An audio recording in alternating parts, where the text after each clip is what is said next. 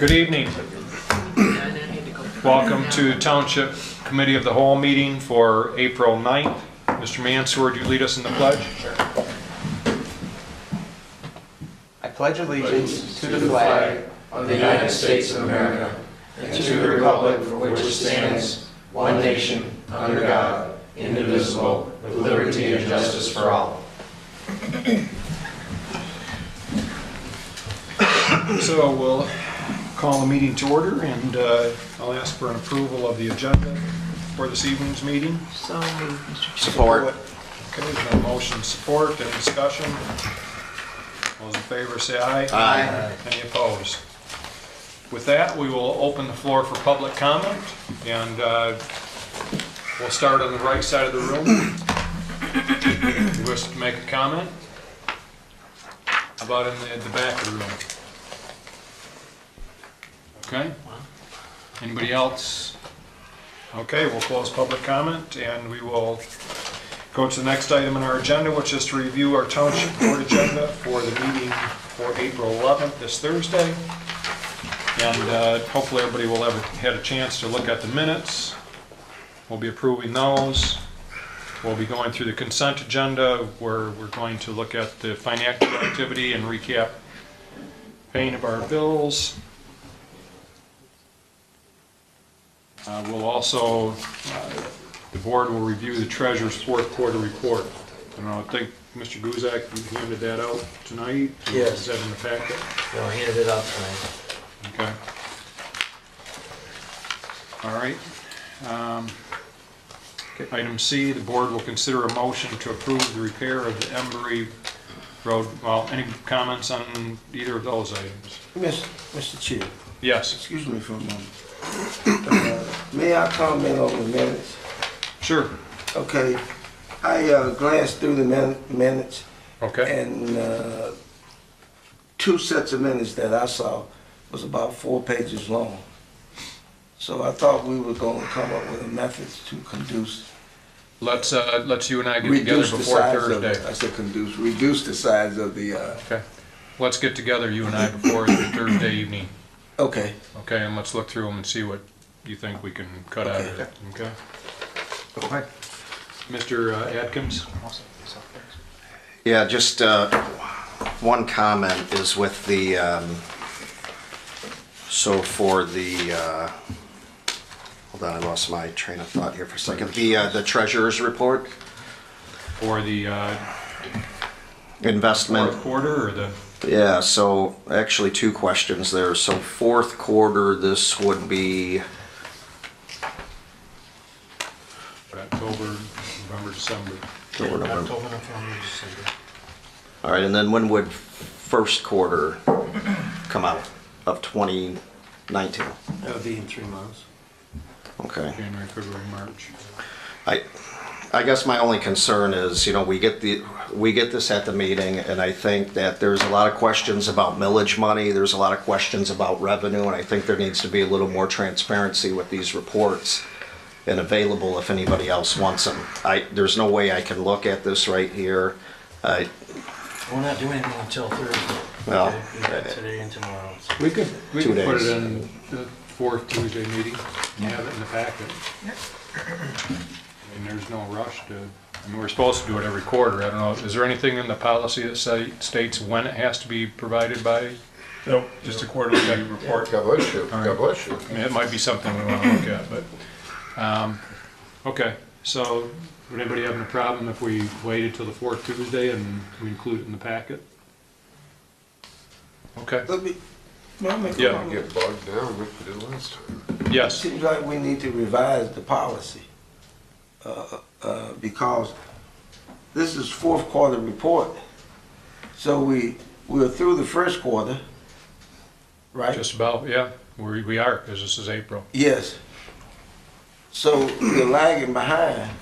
Well, I was gonna try to have in last last month, but I got sick and I just Oh, didn't get it okay, done. okay. Usually I try to get it done. This is just the first meeting of the new month, so usually it's like the month prior to that. Okay, okay. Do you have another one? Yeah, I gave you one. I don't know. Yeah, she got the name on it. Oh, really? Yep. maybe somebody else. Oh, Kathy picked it up. Supervisor? Yes. So I have a question about the financial activity. Yes. And I'm not sure if this is exactly, it might be Superintendent Limita. So in the files, in the line items there was a line item for state revenue sharing of $3.2 million. And I just was kind of looking at that and wondering if there's risk involved with that amount and when the timing of it is, because it didn't appear to hit the books so far. And you're looking at the budget to actual Exactly right. summary, and Yep. so we've got it Yep, in the budget for 2019. planning on it, yep. And I'm sorry, I don't have the dates in front of me of when those, when they actually provide us with the revenue sharing checks, but we get them according to state schedule. Once they tell us what they're going to give us, I mean, there's always risk because it's Lansing, but generally we don't have any problem. They tell us that this is what you're going to get next year, and then that's what we book into the budget for the anticipation for the year ahead. We've never seen where they've actually, I mean, they have the opportunity to withhold at any time, but we just haven't seen it. So we put that amount in based on some communications or indications we had from them, and We usually get the information, in fact, we usually get a heads up from the Michigan Townships Association in advance when they're working in Lansing and the legislative director there says, hey, we just got out of the hearings and they have reinstated the revenue sharing and it's to this amount and you guys can anticipate. So that's generally where we base our budgeting on. okay, thank you. Okay, anything else on either of those items? Okay. So, Item- I'm sorry, are we at That's B? good. Are we at item B or? B, we kind of covered both. Oh, Go ahead. maybe just one question then. Okay, Sure. so we have booster stations, pumps 1, 2, and 3 being done. How long does it take to do that, and what do we have in place in the interim? 'Cause, what, 2/3 of our capacity is out for some period, right? So what we're doing, we have pumps 1, 2, and 3. They're gonna do these pumps one at a time. Okay. The pump cycle, every other pump when they run. So these pumps, I believe the estimate said that they'd be out 6 weeks at a time, which isn't a big deal. We generally have one pump locked out anyways. Right now we have them all 3 in circulation, but to have one out of service it's not gonna affect anything. We just rotate through them, and one's Correct. repaired, next one, and we just. Correct. Okay, We got do it. want to get it done before the irrigation system because this is a high demand station, so.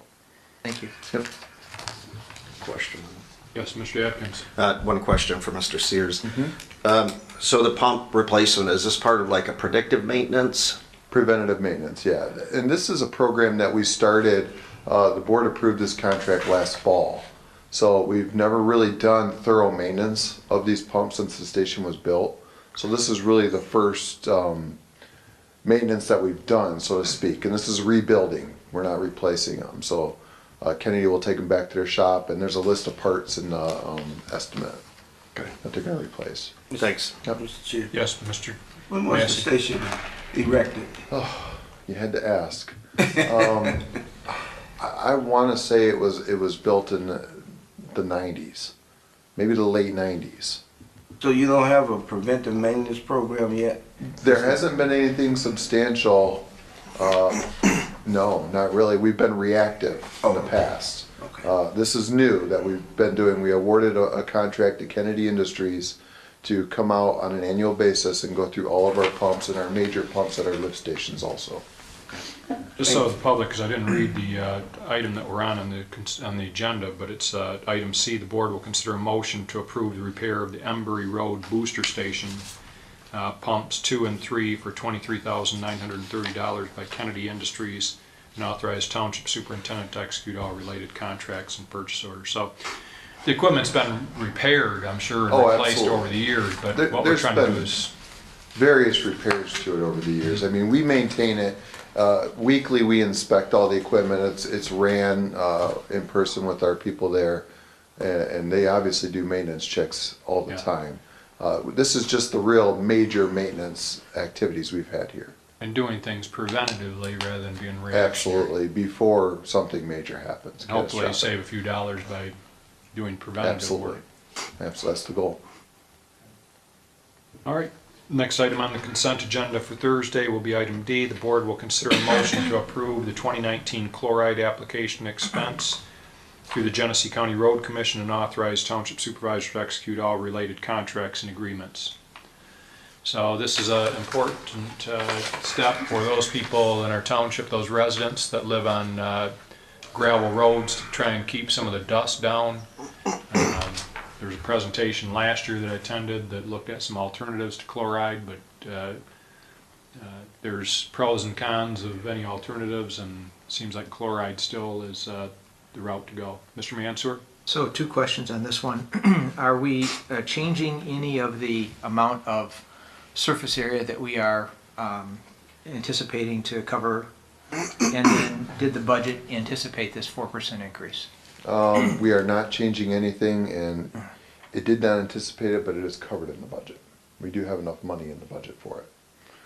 So Through some other, through the same line item, there was enough budgeted in the year for this activity. But no, we are not changing any roads. This is the same program we did last year. Last year we added the second application, which we've never done before, and it worked out really well. So We're doing 2 applications this year, right? we're doing 3. Yeah. Well, I mean, we're doing Yeah, our 2. we're gonna add the second one again this year. Okay. Yeah. Because when we skipped it, our residents noticed. We had a lot of complaints throughout the Yeah. summer, so the midsummer application really helps out. Right. And a lot of this is weather dependent too, obviously. You know, how much rain we get and what have you. Mr. Massey? Mr. Chair, question. Is there a schedule for how often you, let me use the word, repair those unpaved roads? You know, they have a graving the roads and smoothing them out. And You mean the gravel roads? Yes. I don't know that they necessarily have a schedule, the road commission. I believe it's more based on weather and their manpower and the availability of equipment. I think that they try and do a thorough grading at least 3 times a year with the chloride application, and then they go through all the roads in between. But I don't know the exact amount of times they plan to do that every year. We get requests, and Mr. Sears forwards those on to the road commission. I have talked to one of our residents, I think Mike Yancho, who's on our planning commission. He's told me that they've already been out once and graded Halsey Road, I believe. Right, yeah, absolutely. They've been out once and they'll be out again. And in the spring, there's not really a whole lot they can do besides fill in the potholes. But when they go out to chloride, they'll do a real thorough grading and crown the road and stuff like that. He wants Halsey Road put on the list for any road repair money we have left over. Sure he does. Gravel. So, okay, any other questions, Mr. Sears? Okay, thank you, you. Director Sears.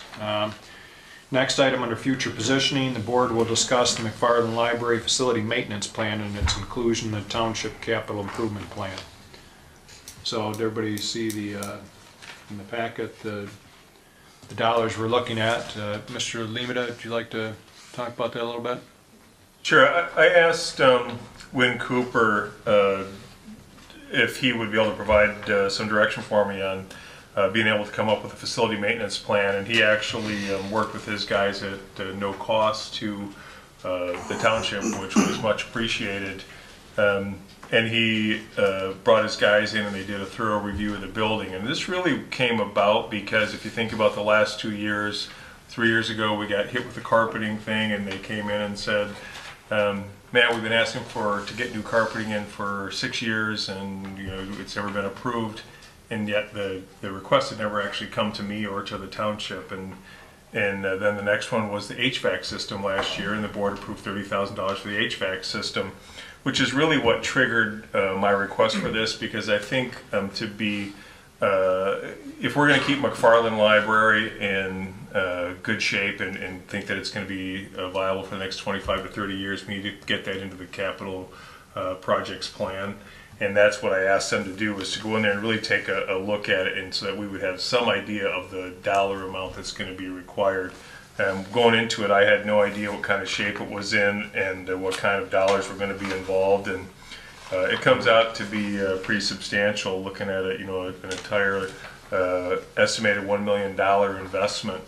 And because we're partners with the city on this, I think it's important that we have that conversation. I know Clerk Lane with the McFarland Library Board last evening had a discussion about the document for the 5-year budgetary plan. As I said in my memo, maybe it's more than a 5-year plan based upon $1 million. And of course, we have to work with our partners in the city to determine when it fits their budget as well for capital projects. So it's just for the board's consideration at this point. Clerk Lane can weigh in on what the McFarland Library Board itself came up with as far as feedback on the plan.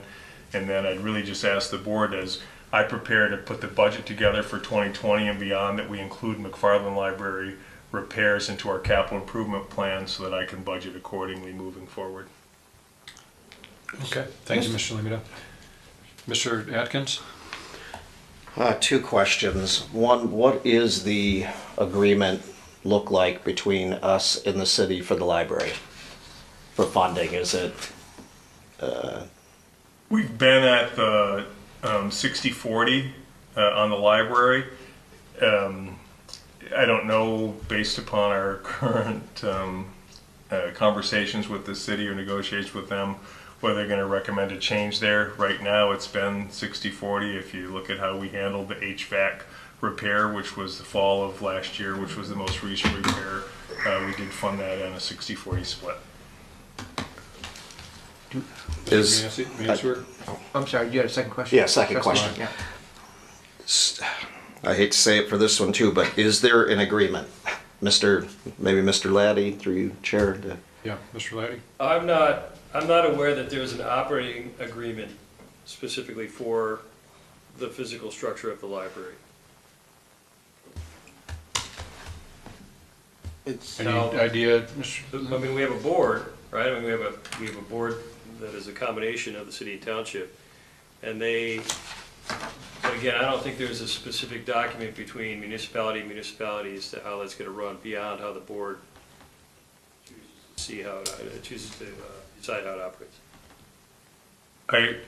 I have seen some documentation, the way it was set up with the GDL and how we were going to provide the facility, and there's an agreement with the GDL that the GDL will actually staff and operate the library, and the city and township as owners. And David, maybe you can answer this question. I think we're like 50% owners. We each own 50% of the library and the property.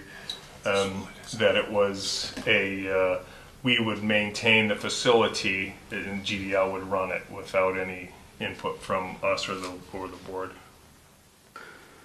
50-50, but 60-40 on the cost. Mr. Mansour? So, I have a couple of questions, I guess, along those same lines. First question is, what really has been the past practice? I mean, we got these kind of emergency funding for carpeting, emergency requests for HVAC, but do we have any regular past practice? And second, do we have any data on the usage of the library in terms of, township versus city?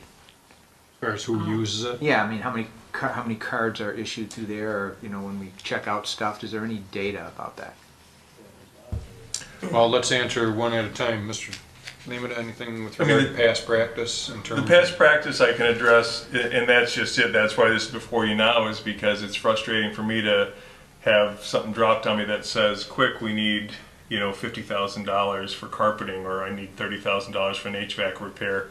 It puts all of us in a position where I'm scrambling from a capital projects to amend the budget to get money put in. So that has been the past practice, Trustee Mansour, and is obviously not an ideal situation for anybody. I think that we're moving towards getting this done, and then with Clerk Lane's assistance with getting on that library board to really start to push that a little bit to get some policy together on it so that we memorialize it so that we know what we're doing moving forward. As far as the data on a division between library card holders from the city and township, I don't recall if that's ever been included in the GDL reports that they come annually to provide for us, but I'm sure that the director of GDL could provide that information for us. Ms. Lane? I can, as far as city and township, last night we had a report that in March of this year, the statistics were 13,000 patrons used the library that month. But you also have to remember there could be other people throughout the county that came to the library to use it. And there were something like, in the last 2 months, almost 70 activities that the GDL put on at our library to serve the patrons. So I can try and see if there's anything that city and township, and see if they, you know, what they have. But I can give you the statistics of its use by patrons in a month, and I know for March it was 13,000 for the entire month. But it would just be interesting to understand if we can kind of grab that data, books checked out, or media, or whatever, you know. It'd be interesting for just to know. Thanks. What I'm wondering too is, okay, and I encourage Mr. Lima to have Mr. Cooper Properties, and I appreciate the work they did on this. Looks great in terms of, taking a look at all the work that needs to be done. I imagine, we're looking at this over 3 to 5 years. I'm wondering, the building, I think it's had 3 different renovations or 3 additions. I'm just wondering, what the life expectancy for this building is overall. If this sets us up for another 20 years of operating, or if it's going to be another $1 million over the following 3 to 5 years, because looking at this, long term, beyond the 3 to 5 years, doesn't mean we're going to be putting another $1 million into it. Just some things to ponder that I'm wondering about, and I don't know how you get the answer to that. I'm not in the construction business, but what is the life expectancy for that building? I mean, it's like if we took this office building here and we were going to stick another $1 million or $2 million into it, it'd be kind of like, well, do we really want to put $2 million into this building, or, Is there an alternative? yeah. And so, not that I'm looking for alternatives, I'm just looking further out in terms of what's the best use of our taxpayer dollars when it comes to libraries. And I'm not saying we don't want to do repairs to what we have, but where do we want to go long term with this? So. Yes, Mr. Massey? Mr. Chair, things that have come up since I've been a board member, it makes me think that previous boards have always kicked the can down the road. And it seems like everything is coming to a head now. So, if I'm hearing you guys correctly, it means that the library has been falling apart for the last 20 years. No. And nobody has done anything. Well, Madam Clerk, you say no, that's not the case. So if that's not the case, can you explain why you got $1 million estimate on the table? I think they were trying to set up a maintenance schedule. I don't know how realistic those amounts are, but I do know something like the roof is something that needs to be done, and it's something that has tried to come before some boards and the money wasn't there. So, but the library has grown consistently since it moved out of the old township hall. It's the busiest library in all of Genesee County. It's a very precious jewel as far as I'm concerned, and the donations from Mr. Claffey that allowed for it to be expanded, and from other people to put on the business section, shows that the people care about the library. And the volunteer board that has been overseeing it since it moved out of that building, it is not in total disrepair. If you think that, it is not. Go to the library and you will see that it is well maintained. Now, I challenge any of you to go there and find anything of significant problems there other than the roof. Madam Clerk, I'd like for you to correct me if I'm wrong. I believe sometime last year that was a problem at the library. And they said if we didn't rectify this problem, it had the potential to explode and it would be about $1 million repair bill. Do you remember that conversation? They were talking about the HVA system, and that has been repaired, and the boilers are fine. They have been certified by D. Kramer. So I think sometimes there is too quick a response, but I am saying, go to the library, check it out. I'll be glad to go there with you So these and show land- you that it is in good condition at this point, needing some maintenance, but it has been maintained by this community. Well, let's, the one thing that I think I hear Mr. Massey saying is that there has been some deferred maintenance, obviously, and that's why we're looking at, up to $1 million over the next 5 years, because, not because of expansion, but because of maintenance that's been deferred, whether it was because our board or the city council didn't have the money to put into it. And so in those terms, maybe we did kick down the can down the road in terms of maintaining it. And, the agreement to it needs to be looked at too. If we, as far as if we're going to start putting some serious dollars into it, we need to take a look a little bit closer at that agreement, I believe. Mr. Thomas? Well, I agree with that, Supervisor Bennett, but it sounds, okay. Clerk Lane, the split right now is, how many representatives do we have and how many does the city have? For what, McFarland Library? Yep. There are 3 township representatives and 2 from the city. And none from the at-large? So the board's made up of 5 people? Correct. Okay. That's the way it was established years ago. Okay, when it was established years ago, you've been on this McFarland board a long, or quite Just few a couple years. of months No, on yeah, the board. But prior to that? I have been in the community a long time. No, I mean on the McFarland board. No, I was on the Genesee Okay, District the Library. GDL. When the county wasn't going to be able to Yep. help fund the libraries, Grand Blanc Township in 1980 and the county agreed to be the 2 entities that would create the Genesee District Library System, and it includes 19 branches throughout the county. Okay, but I'm gonna keep this to the McFarland. So somewhere, somebody picked this number of 3 and 2 out of, correct? I mean, is there any bylaws that are listed with the GDL, or is there any type of minutes from the McFarland Library where we can trace back without rewriting everything on how this was set up, the McFarland Library? Some type of incorporation? I think Mr. Lehman might have a response for you.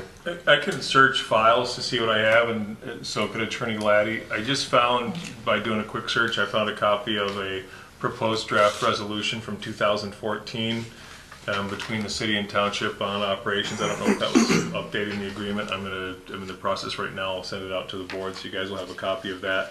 But why don't I see what I can find in the building here with any historical information about when it came together and how the board was set up, and I'll get that up to the board tomorrow. Okay. And then Supervisor, what do you think we should do first? Set up look at the agreement, the physical agreement, and then look at what we have to do to the upgrades of McFarland?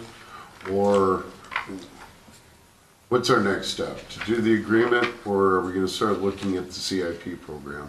CIP, I mean by that, continuous improvement program. Well, I think we need to, do probably both at the same time. As Mr. Lehman can do some research on the agreement, see if that needs to be updated. I really haven't, obviously nobody here has really seen it. So I guess before I commit spending any money, I want to see what the agreement looks Exactly. like. I follow a question. And then, if we've got to spend some time on the agreement, we do that. But in the meantime, I think, the McFarland Library Board and the individuals that put together the plan can help us to see what the priorities are. Because right now, there's a huge list here, and there's some order to how you do things, obviously. We don't want to put, in hindsight, I'm wondering if the carpeting was the best idea before the roof, but, there's other things. It's a library, Yeah. and books or papers. Right, so what we want to look at is the obvious order that we do things in. I guess we need to consult with the board, the McFarland board and the individuals that put this together and get some input from them at the same time, I think. Oh, and this board, I think, needs to do some soul searching in terms of what our comfort level is, and maybe we talk with the individuals that put this together and we ask them, is this something that's gonna have to be repeated every 3 to 5 years, another $1 million, and if it is, then maybe what's the longer term solution? Last night at the meeting, Clerk Ling, who was in attendance besides the representatives? We had the GDL director, Dave Conklin, the librarian from McFarland Library. They're not board And- members, right? No, they're not board Okay. members. They're there as resource people. And Mayor Soderstrom and City Manager Wendy Brewer came in. And then so they're the representatives for No. McFarland? No, they just showed up as visitors. Okay, because I know that there was a lot of discussion last night on the building, on this CIP program. Can you tell me what they came up with?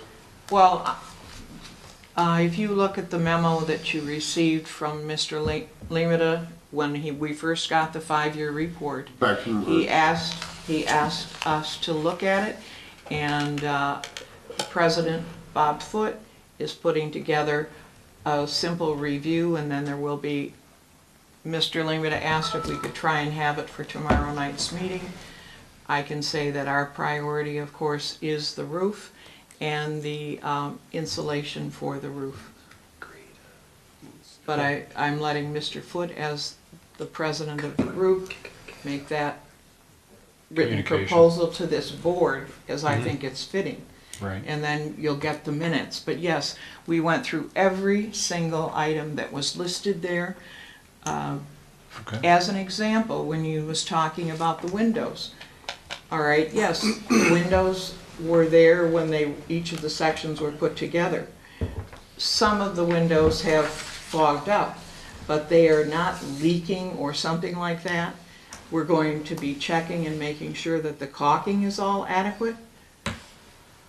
But it isn't necessary to replace them right now. It's just And a so, seal, maybe. right, so and some of the electrical was checked out already because the fire department did an inspection. We have the certification for the 2 boilers that are there from D. Kramer that they are fine, and that information was provided to the insurance company. So we went item by item by item. It was a continuous improvement list, it wasn't an emergency list, though. It wasn't saying, oh, we gotta do this right now. No, In other priority. words, No, it's the you know. priority It was a number wish one. list. That's what we're Wish trying to list. eliminate. Right, Yeah, we're trying to- landscaping, Yep, cleaning, no and worries. that's been Yeah. ongoing. And that'll be tomorrow night? Well, it sounds like we got a handle on it. Right. Yeah, And we'll that's wait what I to get was Mr. asking. Foote's report or his Yes. communication to us, and then we can Right. base it on And going from I, there. reminded him today to see if he could have a short response. So right now, we don't have to approve anything on this, Mr. Lima. Absolutely We're- not. This is just some communication to show what some of the long-term needs are for the library. We aren't being asked to fund the $1 million over the next 3 to 5 years. It's basically, hey, here's what things we foresee so that we aren't surprised, and maybe we work with the library board to come up with a plan as to what things we think are realistic to fix, and also with the city, obviously, since they're in on this too. I saw Mr. Atkins have his hand up, and then I think Mr. Lemna. Just one thing, my concern is, another agreement, and we have 2 different numbers thrown out tonight, a 50-50 and a 60-40. Now, that's my only concern. I don't think we have anything concrete, so, I'd like to see some plan to work toward that in the near future. We're getting better at working on agreements, Yeah. I think. We've got a lot of We'll practice. find out.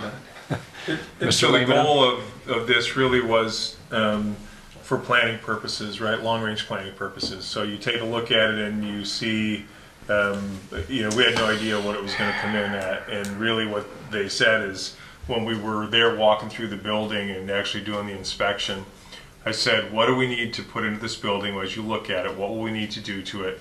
to ensure the viability of it for the next 25 years. Okay. So that's really what you're looking at. All Is, will there be other repairs in that 25 years? Absolutely. Sure. But to bring it up to, Okay. That process. All right. And so from a long-range planning perspective, if you spend $1 million, theoretically, Another just 20 giving years. it 25 Okay. years life to the building. All right, well, that's good to know. Dennis and, Okay, Mr. Massey? Mr. Chair, I have a question. Sure. Can we get the last date that the roof was replaced? Ms. Lane, you think they might have those records, or? Mr. Kilmer and I met, he came in this morning to go over last night's discussion, and our building inspector was there, and one addition had a new roof 5 years ago. So he said he believes the city has plans, and because it is located in the city, has the Right. information. Okay. So that From their building department? we can put that together as we proceed Okay. with, our high priority of redoing the roof. So, Let me say something, because I think you touched on something, I thought you were going to get it, but I don't think you got it. Really, the reason I asked the question is simply because when you replace a roof, it comes with about a 20-year warranty. That's why I asked the question. Okay. yeah. So if they has- replaced part of it 5 years ago, hopefully that part has a right. warranty It on it. has, it Plus you got has a new 3 addition, too. separate, It's brand new. with Building. the addition, you have the original, and then you have the business, and then you have the community room. So you have basically 3 separate roofs that are there, and Ted remembered right off the bat that the Okay. one had been redone new All right. in 5 years ago, and thought that the records were there so that we would know specifically. So what we we're share putting the in same front. building inspector between the city and the township, so we should be able to get a handle on, that's a good point though, Mr. Massey, as far as the warranty on it. We should take a look at those.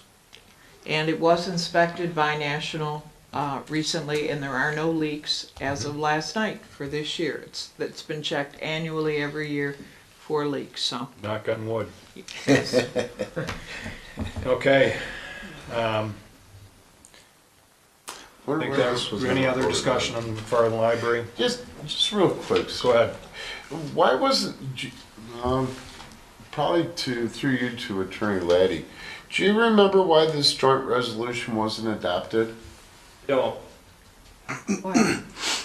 What was the question, Mr.? In 2014, there was a joint resolution proposed evidently for the McFarland Library, and Mr. Laddie said, Mr. Limita is going to research a little bit more of it. He just emailed it out to us. Right, but I think he's going to research it a little bit further. I think we need to do that. I remember, though, I recognize specifically there's language in there that sets up a fund that is available for contributions specifically for the McFarland Library structure, and that the city was supposed to hold that account, because we ran into issues between people.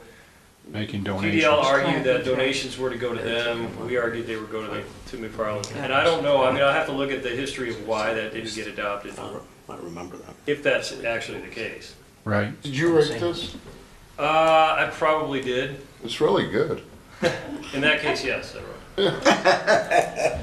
It's really good. Thank you. But it doesn't, Okay. notice in the financing part, it's not real definitive in the finance. It says they'll get together and agree on the percentage. So- I think more of the concern at that time too was the issue between the GDL and the local library in terms of how money, if somebody leaves money to McFarland Library, if that means it stays with McFarland or it goes to the GDL. And I think that probably was, we resolved the issue, so it wasn't a front burner issue after we resolved it. And maybe that's why it didn't, I don't know, but I'm sure you'll figure it out.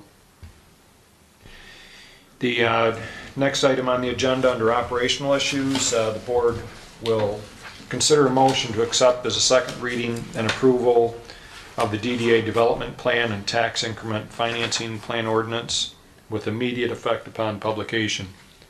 Mr. Laddie, any comment? This is the last step in the TIF and development plan.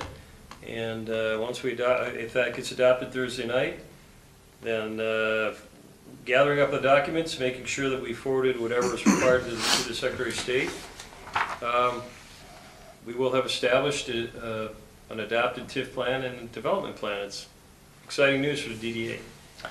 We had a DDA meeting last Tuesday, and went well. Oh, it was I'm sorry, was several it? Tuesdays ago. That's right, 2 Tuesdays ago. And went very well, and lots of positive comments, and moving forward on a number of fronts.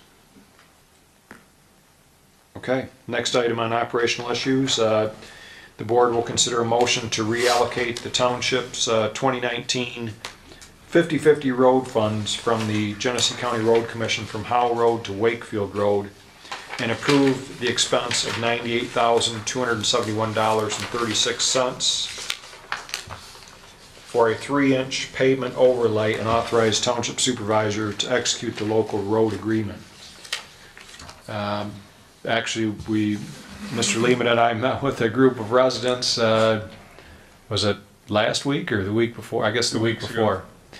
And they're all from the Wakefield Road area, and they had been told a couple of years ago that their road was on the list, and we were able to tell them that because of the road commission moving some money around, we're actually going to be able to pave it this year, and we'll be able to pave Howell Road next year. So it's working out very well for that area. So they were very pleased. Okay, next item on the agenda will be item C. The board will consider a motion to approve the purchase of a 2019 Chevrolet 2500 pickup, a 2019 Chevrolet 1500 pickup, a 2020 Chevrolet Traverse, a 2020 Chevrolet Equinox for a total of $109,665 from Berger Chevrolet, and authorize township superintendent to execute all purchase orders and related documents. Mr. Limita? So these were planned vehicle replacements, both in the DPW budget and the general fund budget. One of the things that we weren't able to provide other than an estimate was for the Chevy Equinox, and that has to do with that they just don't have the 2020 pricing available yet, so we weren't able to actually put that into the bid system for the state bid. And as soon as we can, although we've been buying them we had $21,000 in there the last 2 years, and the two that we bought came in just under that last year. It came in like within $100 of the $21,000. We just don't have the 2020 pricing, so we bumped that estimate up a little bit. Mr. Mansour? Yeah, so 2 questions. Well, I guess just on the vehicle styles or types. We're replacing a pickup with a Traverse and a car with an Equinox. What's the, why would we switch the body styles? More flexibility, really. The Equinox we purchased for the assessing department. We have 2 now, and it's worked out really well for them. It's a bigger vehicle for them to put their equipment in. It sits a little bit higher up, easier to get in and out of. It's been a really good vehicle for them. The Traverse for the DPW is more for commuting for a large group of people, because we have issues with that right now. There's not really a need for another pickup. This is a cheaper vehicle rather than a pickup. So people hauling is... People hauling, yeah. We've been going to a lot of training lately. We've been finding a lot of free trainings, and when you have to take 4 grown men in an Equinox, it's not exactly the most comfortable ride. So this will help us out. Plus it gives us some enclosed cargo space for when we have to take ballots for the clerk to Genesee County, or pick up other supplies when needed. Thanks. Mr. Atkins? As we purchase vehicles, have we looked outside of General Motors ever? We have. We actually, me and Superintendent Lamata looked at Fords in this. We looked at a Ford Explorer, and the pricing is just too high right now. It's more than some of the pickups we're purchasing. So we have looked outside. Generally, we only look at Ford and Chevrolet because it's what our mechanics are certified in and what they're comfortable with. We don't want to get too out there because we have to stock parts and equipment and everything for maintenance. So we try and stick with Ford and Chevrolet. We just haven't found any Fords that are to our liking right now and that are cost effective. One other question. When a municipality goes for a bids out a vehicle, does it matter what department it is? Like, would you get a better pricing if this was a police explorer versus it's all fixed price? Everything we do, almost everything we buy is through Berger Chevrolet. It's at Oakland County Cooperative Purchasing. Everybody uses them because it's the cheapest, and you can put it out on BidNet and you're gonna come back with, we're gonna buy from Berger. It's been that way. It was like that when I was up north. I mean, it's the cheapest price that they can get. Nobody can touch it. One of the things that the board might find interesting is like with those Chevy Silverados, the half-ton pickup trucks. We paid $27,000 for those 3 years ago. We think that they hold their value. When you look at what we can buy them for on this Berger Chevrolet through municipal bid system, and what we can get them for now, if we go to turn those over in auction. We drive those things for a few $1,000s. We can drive them for 3 years. We only lose about $3,000 on those vehicles. The cost, so it's very cost effective. Then we have the ability now, because we were going to replace those building department Chevy Colorados. We had one this year and one next year. If we're going to turn in 2 of the current half-ton Silverados, I'd rather keep those vehicles at this point and replace the Colorados with those. They're about the same price anyways, but the resale value on those 4-wheel drive Chevy Silverado club cabs is just phenomenal. I mean, on an auction site, it's phenomenal. So we actually have reduced the amount that it costs us to drive vehicles by purchasing those.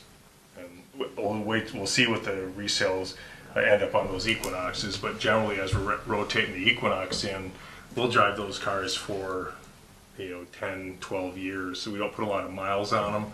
It's more, they're kept garage for the most part, but we've got to have them for our assessing department primarily that are out in the field all year long.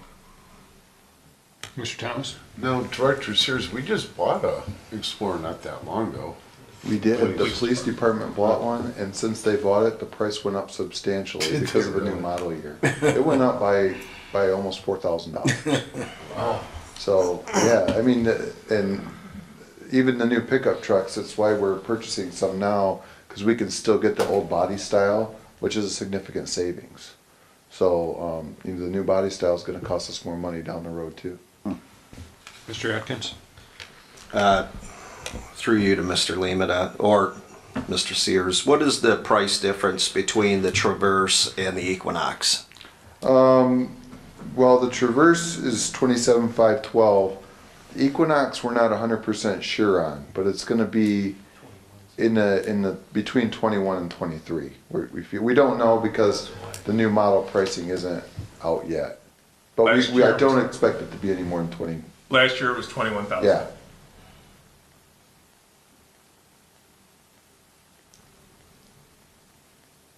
Is it, one more question. So is there a reason then you wouldn't have requested 2 Traverses? I know you need the extra room, so I'm not saying 2 Equinox, but... Right, and another reason for the Traverse is it's all-wheel drive, this one is. And it's going to be more reliable in the snow for myself. Rather than these Equinoxes, this is just a front-wheel drive Equinox. And in a snowstorm, I'm not going to be able to respond a Guzak? lot. Go ahead. That was my primary reason. It might be a typo because it's listed front-wheel drive on the Traverse, not all-wheel drive. That is a typo. It is an all-wheel drive It's vehicle. all-wheel drive. Okay. It is. You're right. That is a typo. And the Equinox is a front-wheel drive, though. An all-wheel drive model will cost us about $23,000 for an Equinox. Yeah, I guess without having a final number, but just looking at Mr. Guzak's paper, I mean, if the difference winds up being, $1,000 or $2,000 with our harsh winters around here, you'd almost think, I mean, if you're already spending $110,000, it seems like you really need, the Equinox. I've driven many rental cars, many Equinox vehicles before, and they're not that great in the snow. Right. So, if it's just a small amount of money, I don't know why we wouldn't look at, go with another Traverse. Sure. Dennis and I discussed that, and we do have one all-wheel drive Traverse that the assessing department does use in the wintertime. I mean, it doesn't mean that we couldn't go to the Traverse, It's just we stuck with an Equinox because that's what the assessing department requested. Is the resale value better on the four-wheel drive? I'm sure it is in Michigan. Yeah, because I mean, I know with trucks, you can't hardly get rid of a two-wheel Absolutely. drive truck. Yeah, I'm sure. Miss Lane? Well, having owned Equinoxes all-wheel drive since 2000, I wouldn't even go with a front-wheel drive. I would go to a four-wheel drive, and I've not had any problems with my Equinox. We haven't bid it yet. We can always, bid it. That's why we have it up to $25,000 because we don't have the pricing in yet. And if it comes within 25,000, we can bid it both ways and then look at the difference between front-wheel drive and That's all-wheel a good drive. point. Good point, Larry. So it sounds like the board is okay with going that route. So let's do that, Mr. Lehman. Okay. Okay. Thank you. Thank you, Mr. Sears. Item D, the board will discuss any updates regarding fire service contract negotiations with the city of Grand Blanc. Mr. Laddie, anything to update us on? I do. We forwarded a proposed agreement that we discussed at this board that basically carved out the substantive terms of the 90-day period that the city requested for the continuation, really, of services to city residents. And I forwarded you the response from the city where they had made a few changes in the contract. And in the first paragraph, they just correctly identified themselves as a municipal corporation in addition to being a subdivision of Genesee County. But I think their change is appropriate in paragraph 1. In paragraph 2, they added an additional section of PA Act 33, which I have no problem with. The next change was in the item number 1 under fire protection services. They added, but not limited to, where fire services or fire emergency response incidents include structures, vehicles, trash, and vegetation fires. I don't necessarily think that that's objectionable. There conceivably could be things that catch fire that we don't have in that list, so I don't think that's an issue. We take care.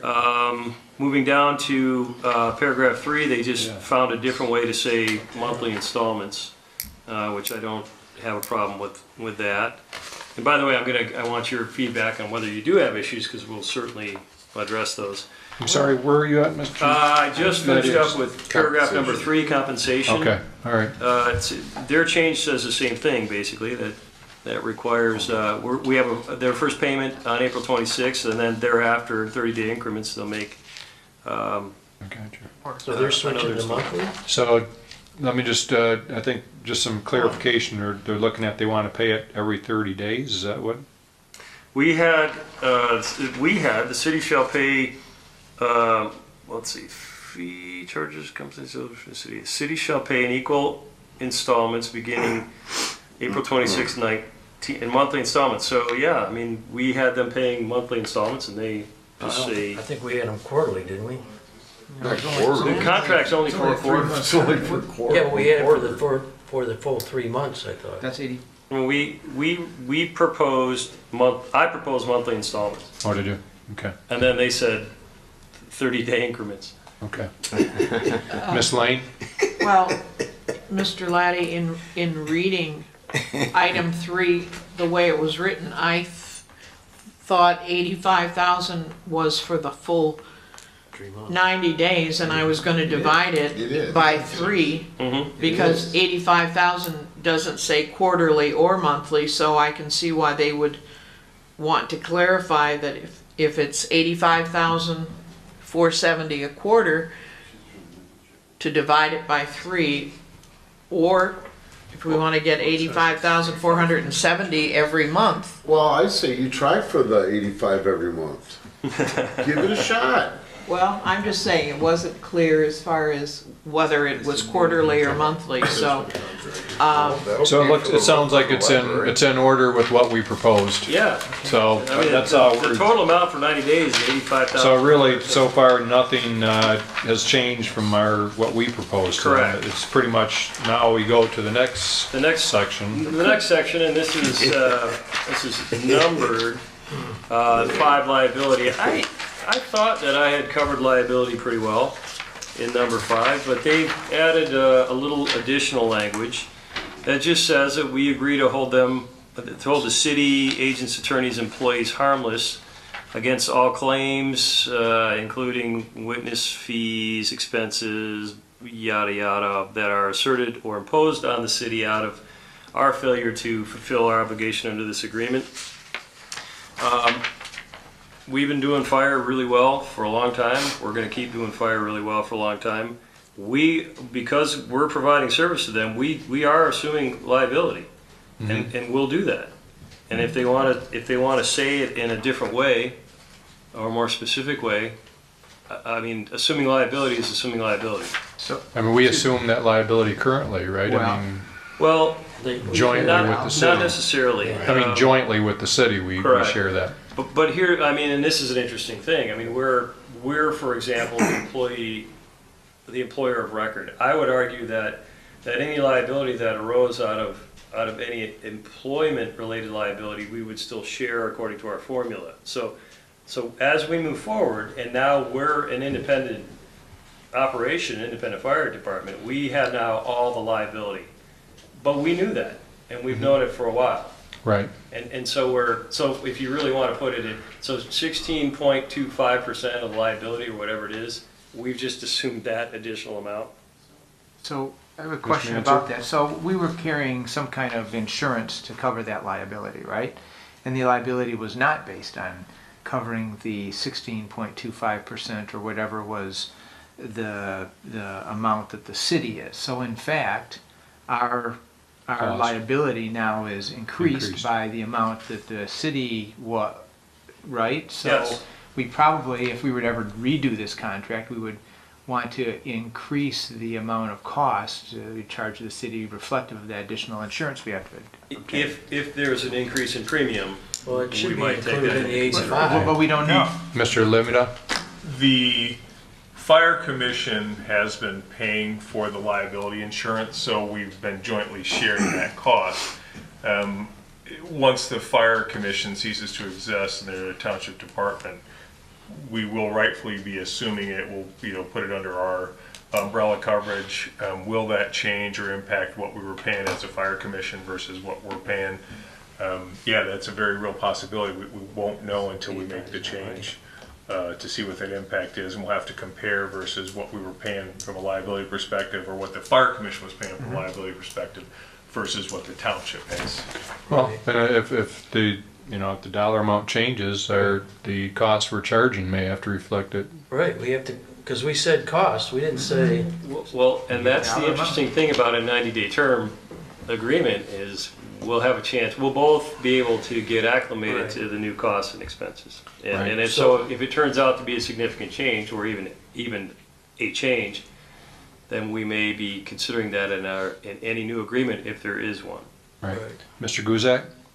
so just so I understand that, right now, the 85,000 doesn't have the increased liability cost. Well, we don't know if there will be or anything. Well, I don't think it's not gonna have it, because we just said it's not there. So we're gonna give it to them for 3 months, but the next time, if the next agreement's gonna have it in it, because we can't be subsidizing.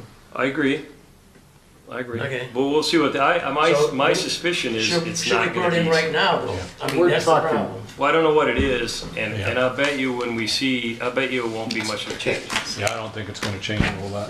Well, Mr. Supervisor Bennett, when we had the insurer come in last month or the month prior, he did bring up the point that we are double coverage on fire, like we were double covered on Parks and Rec.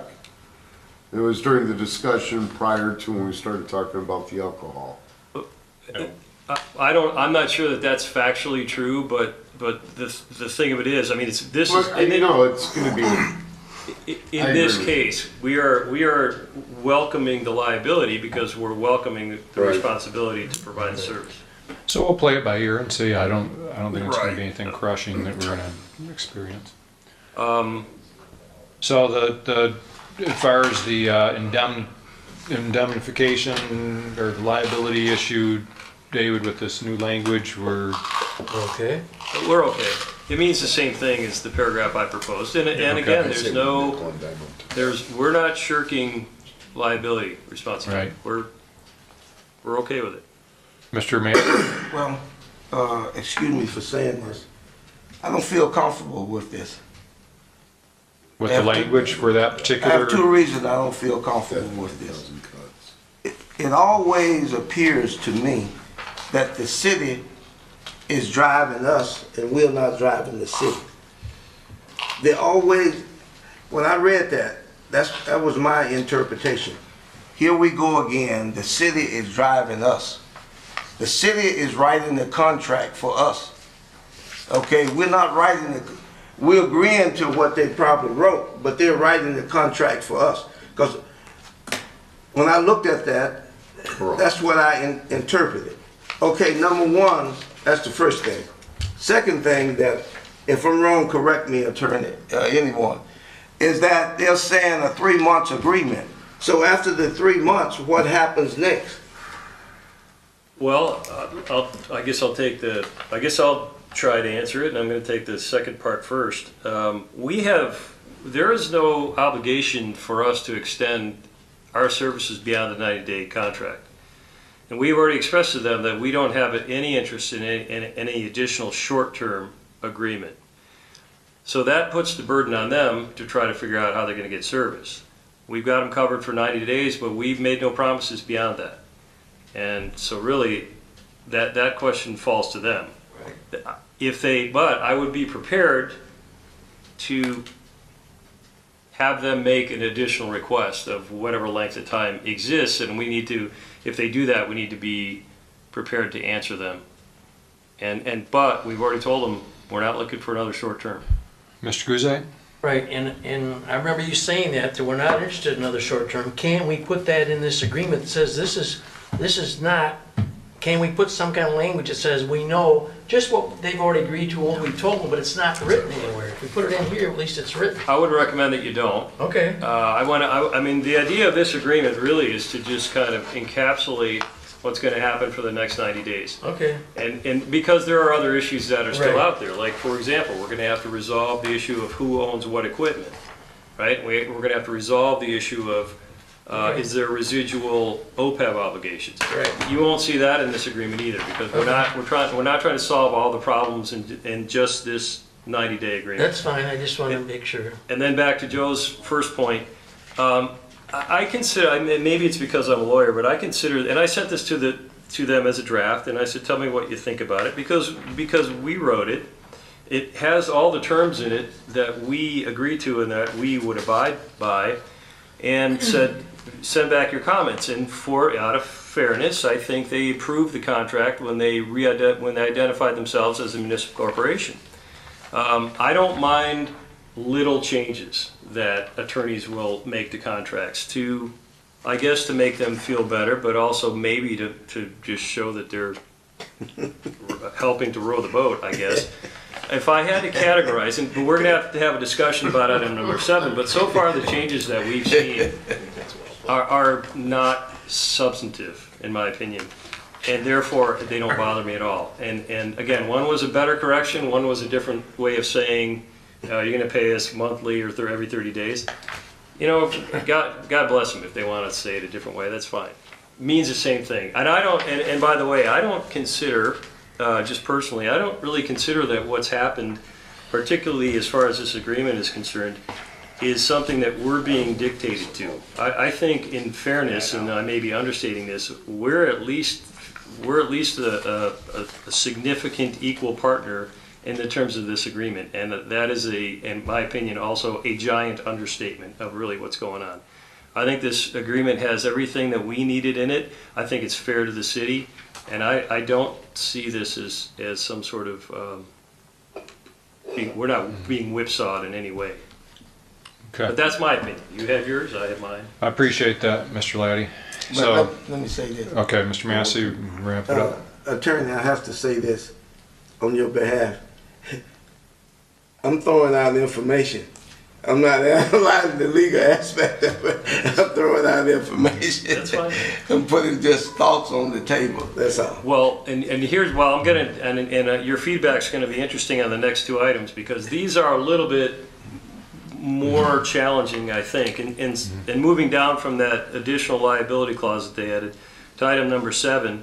We talk about, and we add insurance in here too, so maybe we can dovetail this. Item number 7, it's regarding fire station number 1, and we agree to continue to utilize station number 1 during the term of the contract. The city shall continue to insure the structure, so because it's physically on their property and it's their building. The township shall insure the personal property contained therein, meaning, in my opinion, all the vehicles, turnout gear, all the associated equipment. They added, though, all fixed equipment in station, or all fixed equipment in station 1 shall remain in station 1 undisturbed. I don't know what fixed equipment is in station 1, and I asked, and Mr. Griffin was out of town, I asked Ms. Mulder what she meant by that, and she said she's assuming that it has to do with items that are permanently attached to the structure, like HVAC systems. I don't want to say the K word, but maybe the kitchen. Things that you would traditionally think of as being physically attached to the structure. Going back to any items that we may have helped pay for, I think in the context of the discussion of what personal property they may have paid for, I think it's fair game for us to say, well, okay, that's in your building and it stays, and we paid 84.3% of it, or something like that. You know, so I think that discussion can happen down the line. Right. In the meantime, though, we do want to utilize Fire Station 1. We're not going to remodel it, reconfigure it, or strip it out. And so it doesn't bother me so much, but I'm interested in your Yeah, thoughts. because this isn't our dissolution agreement, this is Correct. just our operating agreement for the next 90 days. So, I Correct. mean, the dissolution agreement will look a little bit different than this. Supervisor Bennett?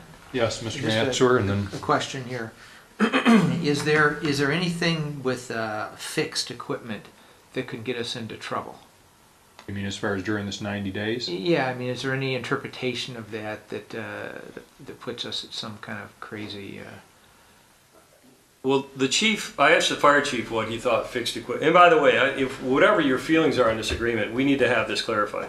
I mean, we need to have, if Maybe it needs attached to or be something. an addendum or something. Yes. Well, I need to know Fine. what they mean by fixed equipment. Okay.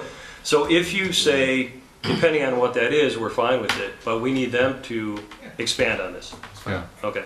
Because And like- it could mean a lot or it could mean a little. Well, like you had mentioned, we aren't looking at remodeling the station the next 90 days. And when it comes to that end of the 90 days and we're looking at the dissolution and splitting up the equipment, then this will be part, the fixed assets that we help pay for are going to be part of our discussion. Kitchen. Mr. Massey? Attorney, I'd like for you to correct me on this. Only thing I'm thinking about, the language that you just read, which I read it too. I have no problem with the language as long as it, after you critique it, whatever, okay. I have no problem with the language as long as it doesn't carry over after the 90 days. Okay, because I'm thinking that someone is saying something that we're probably not thinking of. As long as it doesn't go beyond the 90 days, I'm You're okay good with it after you tweak it. Yeah, this agreement is just going to be for 90 days. Right. Yeah, we're not, and as I said earlier, we're not giving up our claim. If we paid 85% of something, we want whatever our share of its current value is. Right? Oh, okay, so I feel comfortable that you three, you and the supervisor and the superintendent get together and do massages, whatever you want to call it, and do your thing. Because at this point, I don't have any input as a suggestion. as long as it doesn't go beyond the 90 days. Well, let me tell you, let me jump ahead to let you know where I want to end up on this, if we can. My idea was to respond to Ms. Mulder tomorrow and say, my board looked at the changes you proposed and discussed the changes, and we are okay with them, except for we need specificity on what fixed equipment means in Station 1, and any other issues that you guys raised. And then tomorrow night the city council meets, and I think she will be able to say to them, we've really come to terms with our proposed 90-day agreement that we haven't signed anything yet, but the township board agrees to the substance and format of the agreement, again subject to the fixed equipment. And then the city can say, good, let's clean up the contract and let's everybody sign it. And I hope they can do that as early as tomorrow night. If they can't, again, we have until April 26th is our date where the dissolution resolution takes place or takes effect. We have one more meeting within that time frame, but it'd really be nice to button this up on our end tonight if we can. Not voting on it, but knowing we'll vote on Thursday, and then tomorrow night at City Council, if they say good, let's formalize it. Sounds good. Mr. Thomas? Well, what do you think about this, Attorney Laddie? All fixed, all permanent fixtures, something like that instead of fixed equipment? Fixtures mean lights, the doors, the new doors we just purchased. I think when they say equipment, that's troublesome. Give us a list. Yeah, I think a list would be good. And by the way, this says that it shall remain, right? It doesn't say that we're giving it to you, or that we're not going to be paid for it. It's like we're not going But to take it fixed out of the building. fixtures and I stuff. think we let Mr. Laddie clarify it with them, and I think, Well, I think and I'll he was share it for you. asking for that. Well, on Thursday, I mean, I think that they can clarify this tomorrow night, Right. and then Yeah. Thursday Yeah. we can all say we yes just or take a no. look at And it. if they don't clarify it, then we won't vote on it, right? Correct. Well, we'll just exclude that part of it, and if they want it, then they take it without it. So you were probably going to jump down to ownership of I equipment. was, because I'm a little bit But perplexed by that one. but well, So which one? Item 9. Okay. but once we get past that, the question that I have on this is that what is there that basically allows the township to use the joint assets of the, city, township, fire department? 'Cause we kind of like assume that here, Right. but we don't explicitly say that somehow. Well, Well, it says we're gonna continue to utilize it right there in section 7. Well, it's true, we're gonna use it, but it doesn't say that the city agrees that. Please repeat yourself, Mr. Mansour. This agreement does a lot to say how we're gonna operate and, who's responsible for what. But it assumes that that we get to use the joint assets of the Right. current fire commission. Right, Okay. and it should say like at no cost. Something Right, that I think, yeah, you're right. authorizes Yeah. that. and- well, I think I can, and maybe ownership of equipment. I mean, there are two elements to it, certainly. There is equipment that we both Joint jointly ventures. own in whatever percentage. And I think probably clarification that we're going to assume, we're going to utilize that equipment in providing in providing these services. And also, I understand their clarification of, I think they just did the reverse. What we just talked about with the fixtures, they just did with the equipment. They're like, just because you're using the equipment, that doesn't mean you own it. And that's maybe why they crossed out own, because we jointly own it. And so I think Right. that with Supervisor Bennett's help and Superintendent Lehman's help, I think that we can rework that paragraph to spell out the fact that we're going to take possession and control of the personal property and equipment and utilize that to carry out this agreement, but we're not, and that they don't object to that or they consent to that. And also, on that Right. same note, I don't Exactly think we would Exactly right. object to them, to striking the word owned, since we've already recognized that it's jointly owned. And then anything that we buy, and I think they're talking about the obligation for the new truck, that's all on us. So I think that probably, Mr. Mansour, their cross out in your point is gonna make for a better agreement, because I do want them to agree that To allow us. all the personal property we're gonna use to fight fires for them, Right. and that they're okay with it. And if there needs to be, if they're uncomfortable with that, and there needs to be some recognition that this is, parenthetically, that this agreement does not anticipate the division of Right. owned Equipment. assets, that's okay too. Right. All right. And that's all, those are the only changes that they made. So, how does this hit you? Does it look like we're 99.9% there? It's okay with me. As long as you three get together and work it out, I'm good. And so what you'll see, I think tomorrow I can get for Ms. Mulder, reworked language on number 9, and also she needs to get for us for Thursday night. Assistant. Yeah, Mulder is Griffin's assistant.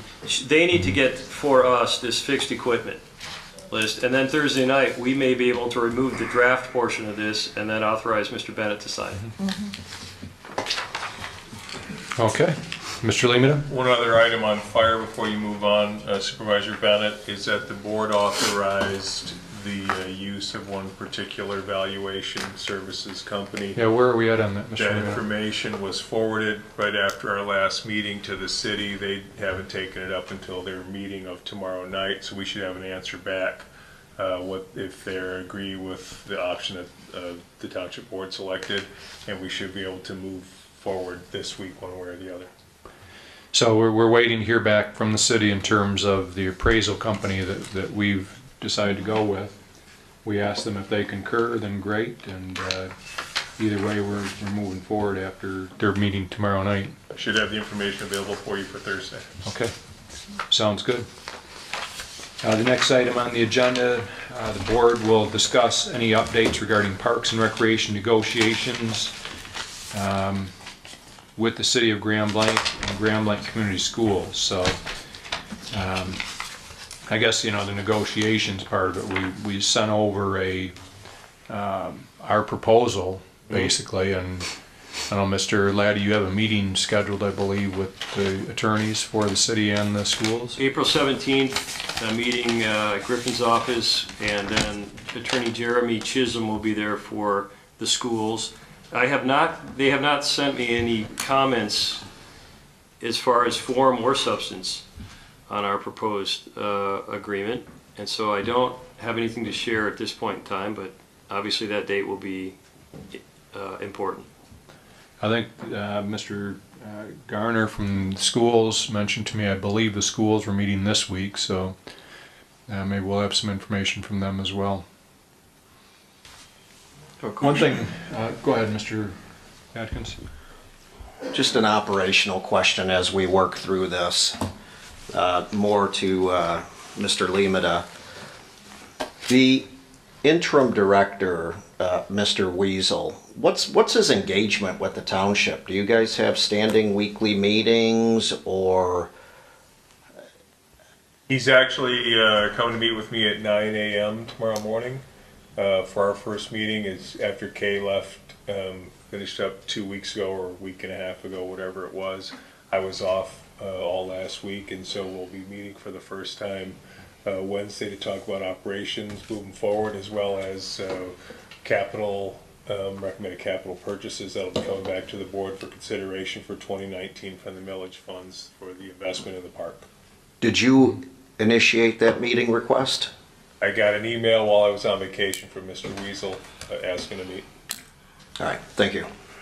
We did receive communication from the chair of the Parks and Rec Commission, Mr. Hester, and he voiced some concern with regard to where we're going. I think Mr. Lemata is going to be meeting with Mr. Hester, Brad Hester, but he's also asking about the millage funds and how they will be spent. But I think right now our priority is just getting things resolved in terms of staffing and the proposal that we provided to the schools and to the city. I don't know.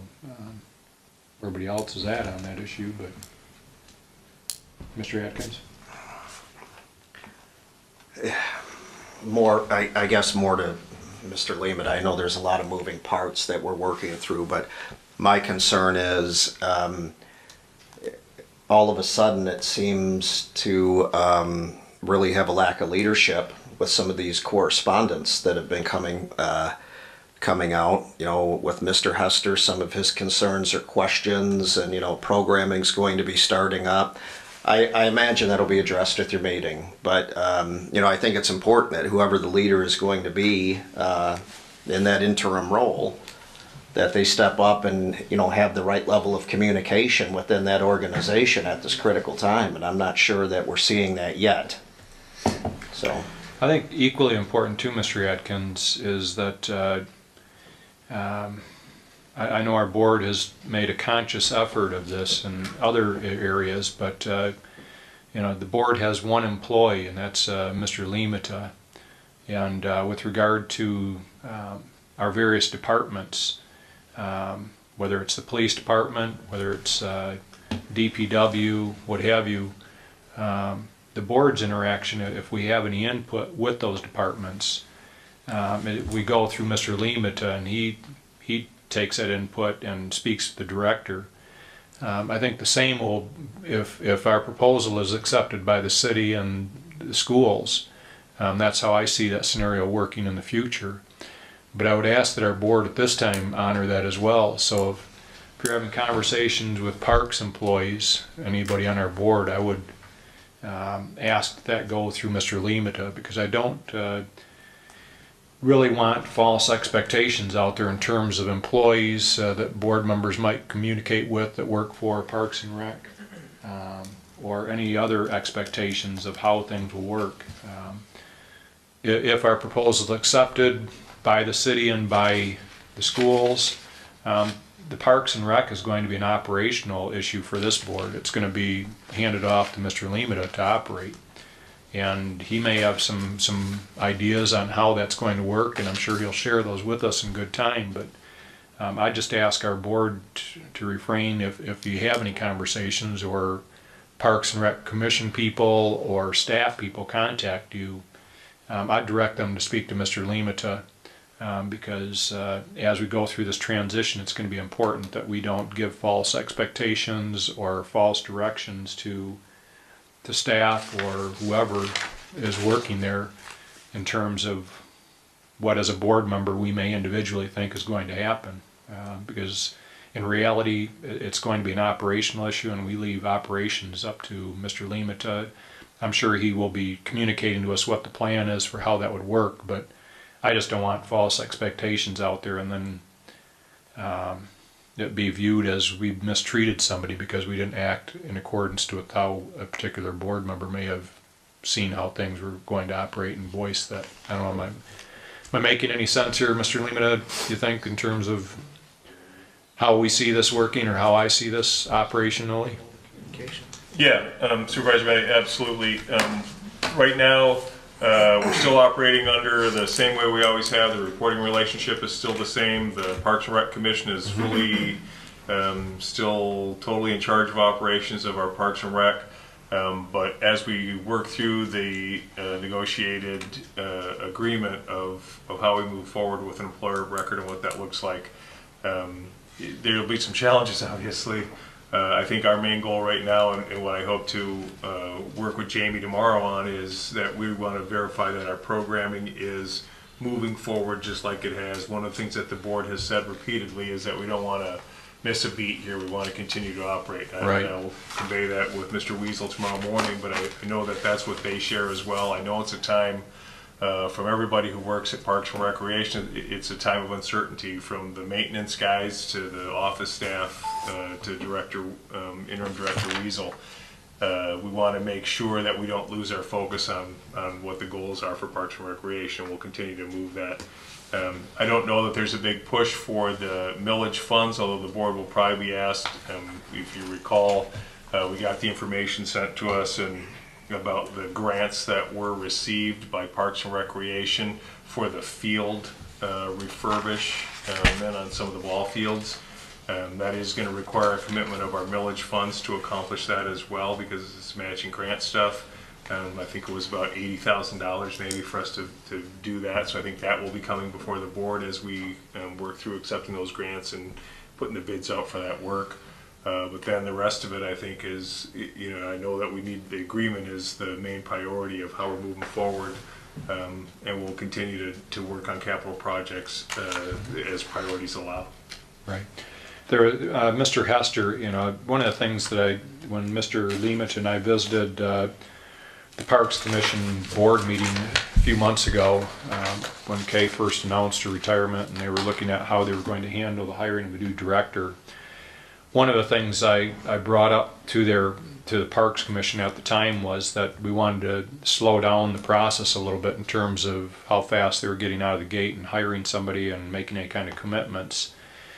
One of the things I said to that commission was that while I hadn't brought the idea to our board yet, and that it was just a personal idea that I would bring to our board if needed, I floated the idea that if we needed to assist in terms of having Miss Edson come back as a consultant, or somehow our slowing down the process of hiring somebody new for that executive position was going to cost them additional funds, that I would go to our board to ask for some additional money to help pay for that process that we're slowing down and cause them extra expense. Mr. Hester, in his communication with Mr. Leamet and I, said along the lines that it was stated that the township would pay for an interim director until the agreement and proper procedure could be accomplished.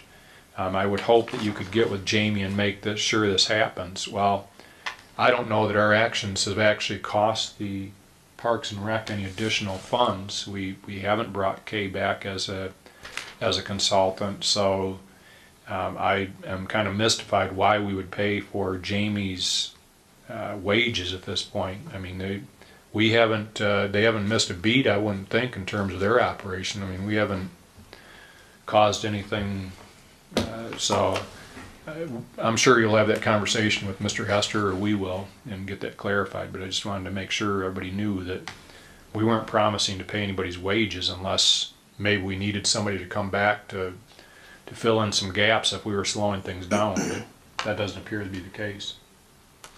So with that, anything else on Parks and Rec, Mr. Limita? Anything, Mr. Lady? We'll wait to hear back. I guess maybe we'll know something by Thursday on this issue. Well, actually, the attorneys for the entities won't meet until the 17th. Correct.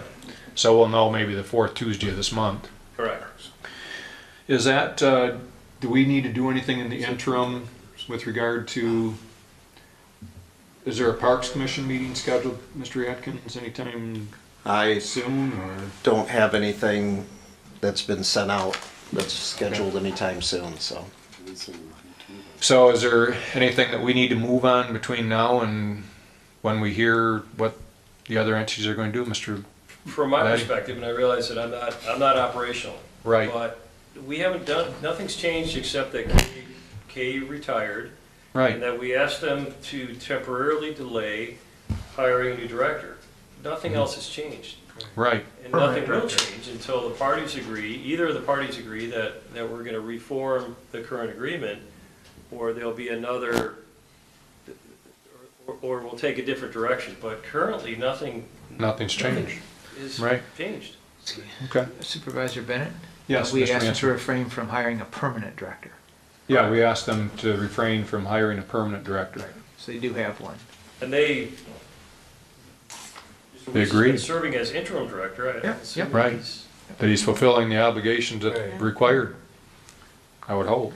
And Ms. Lane? I would assume, if necessary, Supervisor Bennett, that you can relay to Mr. Hester that the regular Parks and Rec Commission meeting continues during all of this time, and Yeah, I mean, we, Mr. Limita could inform Jamie that that goes on because that's part of the programming and everything else that they do. yeah. Mr. Thomas? I know that financially that they gave Director Breezel a $10,000 increase in pay. Really? Just recently, or? I think when they made him the interim, isn't that, am I right on that, Superintendent? I don't remember the dollar amount, but they did It was 10 bump grand. his wages up.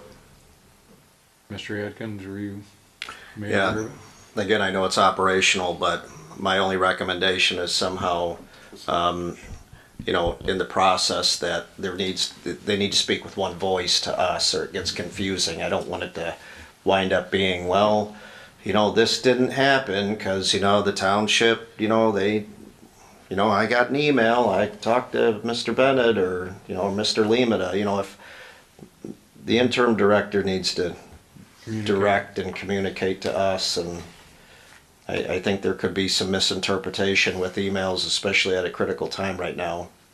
Just in my opinion. I'm sure Right Mr. now, Lehman. nothing with the reporting relationship has changed from what it was. I don't have any ability to direct operations from Parks and Recreation. It goes through the Parks and Rec Commission, so that's why it's important that they maintain those monthly meetings and continue to keep everybody in the loop about what they're doing. Right.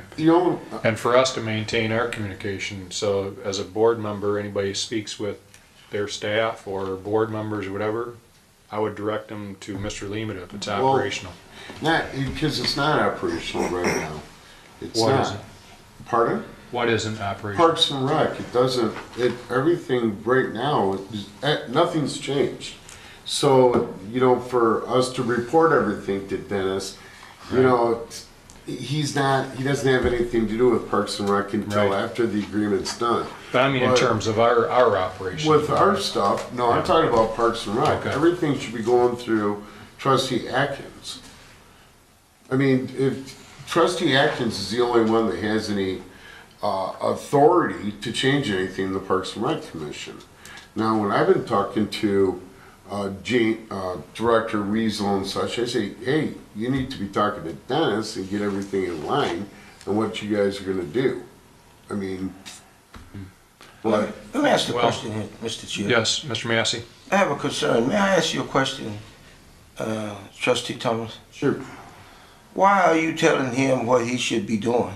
Oh, I'm not. We're just a Well, you normal just said that friendship. you said it has no friendship when it comes down to business. No, I was There's not no speaking friendship. to him as a trustee. I was But why speaking to him why were as a you resident. asking him what telling him what he should be doing? If he's capable of being the CEO or the director, he should be capable of making decisions on his own, not getting advice from one of the board members. When he- I have a concern. That's fine, you can have a concern, but when he asked me a direct question, say, hey, as a friend, what do you suggest? I say, talk to Dennis, leave it up. That's what I tell him.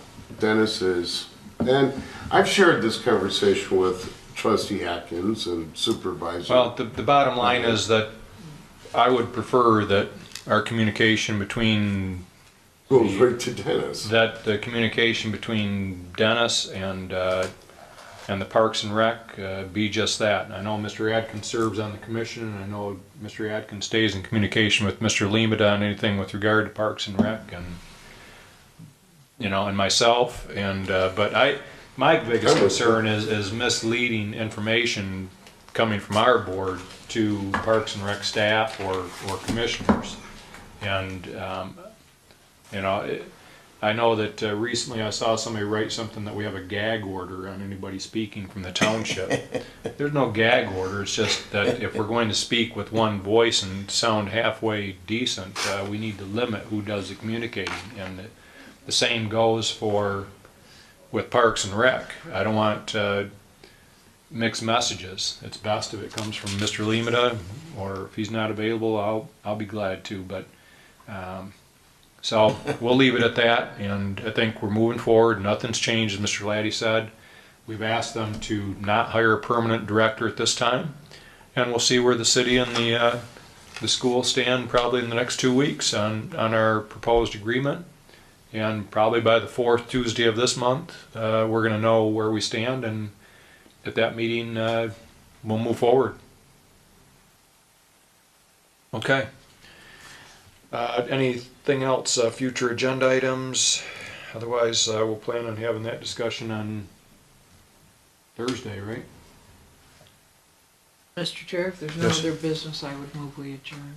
Well, that sounds bad. All those in favor say aye. Aye. Any opposed? Did you see this email I sent you? Yeah. I did see that.